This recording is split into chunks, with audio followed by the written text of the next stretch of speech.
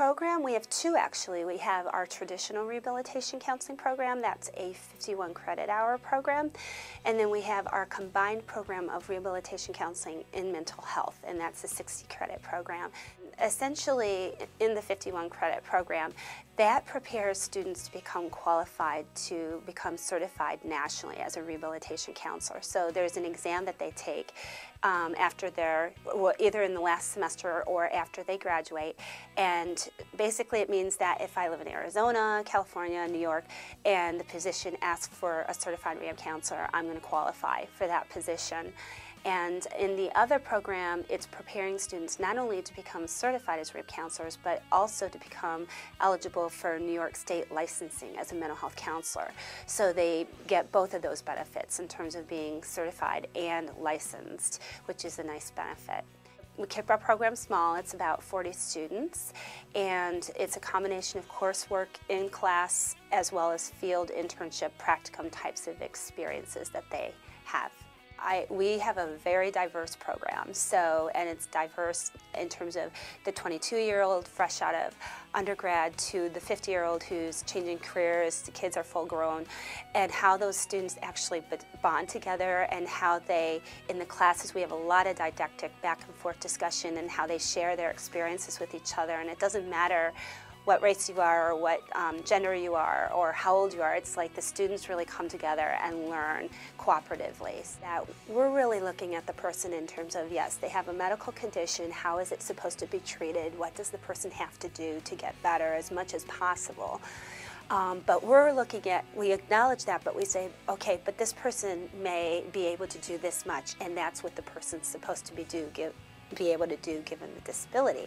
So instead of keep focusing it on the individual, why don't you focus on the environment and how the environment's supposed to change and fit where that person is actually at. So that's why we get a lot into like accommodations and accessibility, and it's not just physical, it's attitudinal.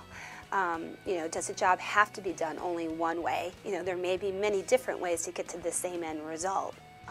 I absolutely love teaching, first of all, and obviously seeing students learn and grow and move from knowing very little about rehabilitation counseling to, by the time they graduate, being ready to step out there.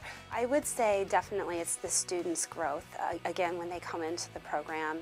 Not just about learning how to do rehabilitation counseling in terms of the skills, how to be a counselor, how to advocate, how to assess, and all of those things, but it's looking at their development of understanding disability attitudinally.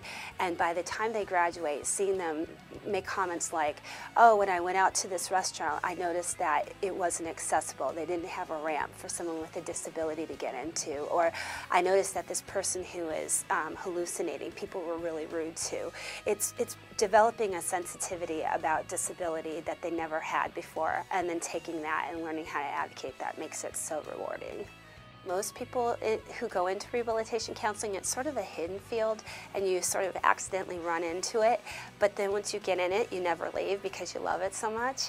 And that's how it was for me. I ended up working mostly in a rehabilitation hospital setting with individuals who had traumatic brain injury or any kind of brain trauma, whether it was a stroke or an aneurysm or whatnot, and again, it was just amazing to watch these individuals go through the recovery, but then as they would integrate back into the community again, work, personal life, volunteering, whatever it might be.